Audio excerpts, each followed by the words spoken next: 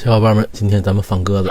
前几天北京刮大风，同时在单位的院里捡到一只鸟拿给我了。我说我一宠系训练师怎么会救飞行系的呢？然后我把这鸟收下了。其实能捡到这种鸟不意外，它就是大名鼎鼎的朱颈斑鸠，俗称野鸽子。它们在北京的城市里非常常见，遇到的机会特别大。它们还有一个特点，就是它们筑巢以心大著称，随便找个阳台、空调、室外机就可以做窝。而且这个窝吧，就是几根树枝往那一摆，所以大风天气能给它们刮出来，我一点也不意外。这只朱颈斑鸠的雏鸟比较大，不怎么需要照顾，我给它放在纸箱里休息一下。如果是在野外救助的鸟，咱们千万不要给它搁在笼子里，因为它会看到笼子外边有人在外边走动，它就会害怕。